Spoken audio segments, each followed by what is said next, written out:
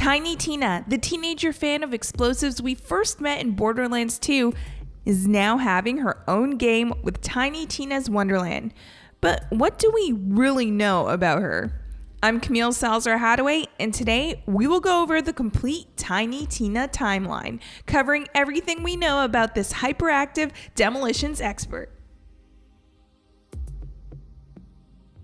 2856. We don't know much about the birth of Tiny Tina, but it took place around 2856, roughly 13 years before the events of Borderlands 2.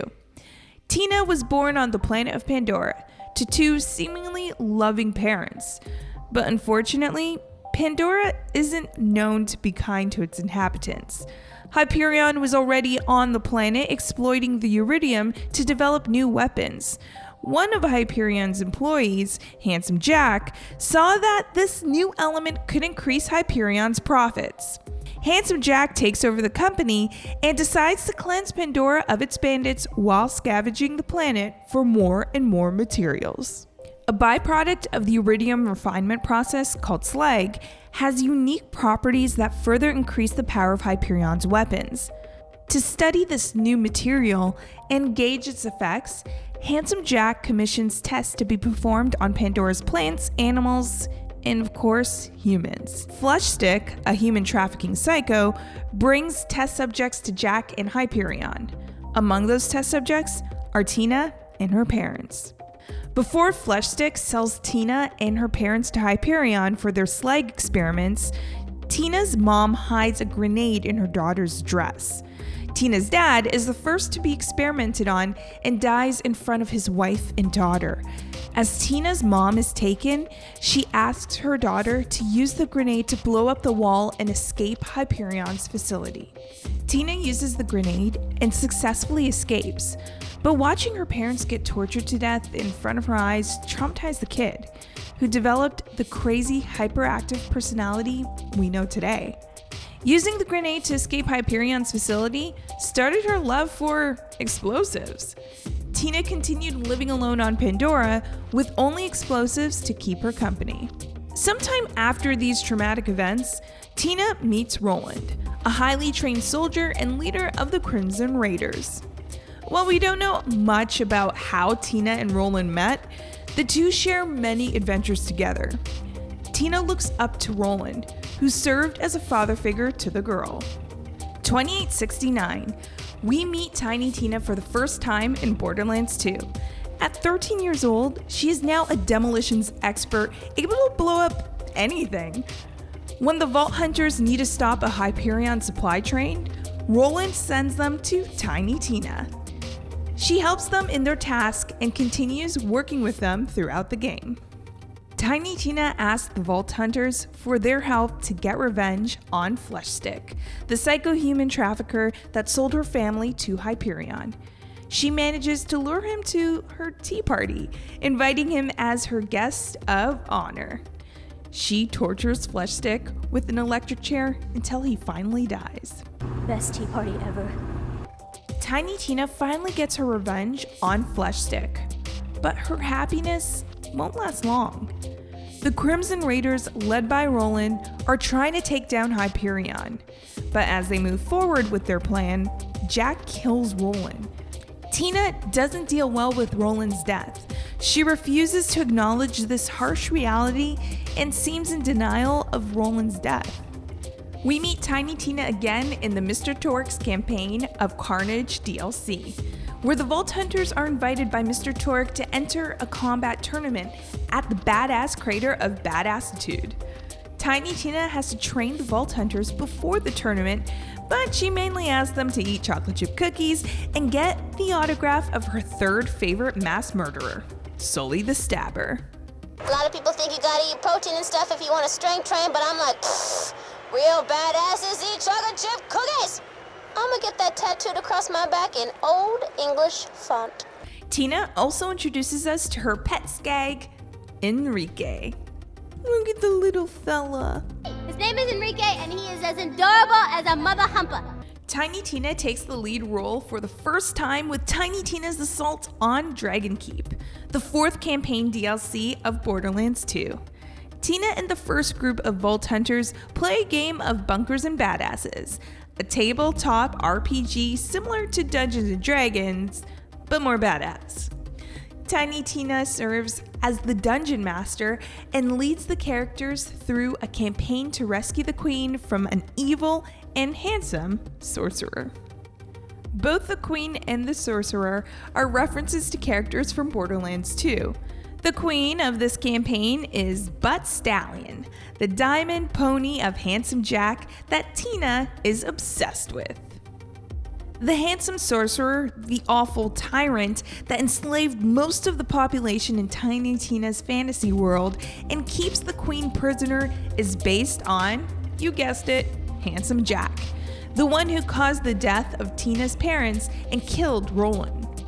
As Tina is still in denial of Roland's death, the handsome sorcerer fails to kill Roland in her campaign. He appears in the game as a white knight fighting alongside the Vault Hunters. The characters of Tiny Tina's assault on Dragonkeep realize Tina's denial of Roland's death and try to confront her about it, but she avoids the topic whenever she can. You can't just deny what Jack did to Roland. Can't hear you. She's right, Tina.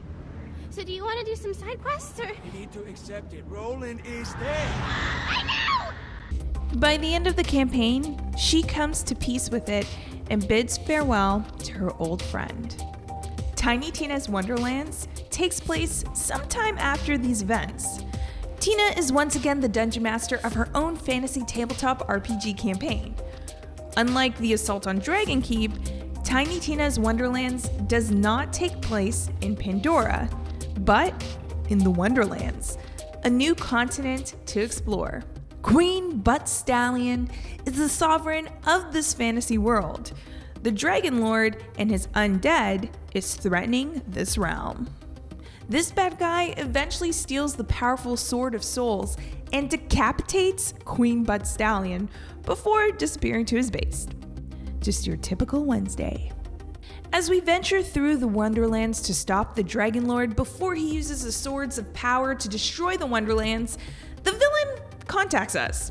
The Dragon Lord reveals that he used to be Tiny Tina's character in the game when she used to play with Roland. During a game, she improperly used the Sword of Souls to wipe out all evil and caused her character to turn into a bad guy. Tina hated this decision and decided to no longer play the game, but rather become the Bunker Master to decide the fate of other players. In her future stories, the heroes would always win, and the Dragon Lord would always be the villain who loses in the end. I hoped you could see the truth. I'm not evil. She just writes me this way. The Dragon Lord is fully aware that he is trapped in the game and has no control over his actions. He swore to get revenge on Tina and plans on using the Sword of Souls to sever Tina's control over Wonderlands.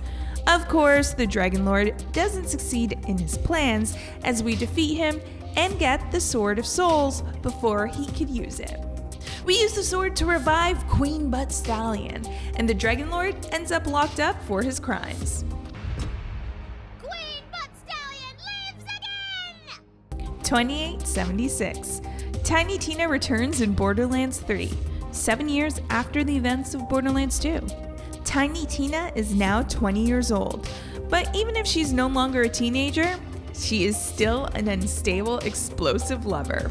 After Roland's death, Tiny Tina formed the B Team with Brick and Mordecai, 2 members of the Crimson Raiders. It also seems that she dated a lot of people on Pandora, especially psychos. She dated so many men and women that she even wants to throw a fake wedding so that her exes wouldn't show up, but send her money instead, making her rich. Tina, why we got a small mountain of RSVPs to your wedding? First off, you definitely ain't getting married. And second, where's my invitation? Of course I'm not getting married, you dumbo! I'm sorry I said Domo, I love you, that's on me. But it's a con, burly girly. Everyone knows weddings are just a cash cow. I sent invitations to all my exes, knowing they ain't gonna come. But they're gonna feel so bad that they're gonna send prezos and moolah. We're gonna be rich, baby. Wainwright Jacobs, heir to the Jacobs Corporation, hires the B-Team to rescue his partner, Sir Hammerlock. The B-Team doesn't report back on their progress, so Jacob sends new Vault Hunters to track them down and help fulfill the mission. We find the B-Team, help Tina build a bomb, and successfully rescue Hammerlock. Tina and the B-Team then head back to Pandora to their new home and base operations, Boomtown. And that's it for Tiny Tina's story so far.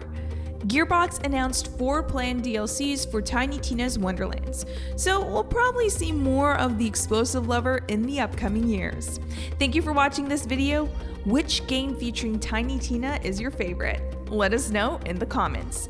If you like this video, please hit the thumb up button and don't forget to subscribe to the Leaderboard for more gaming content every week.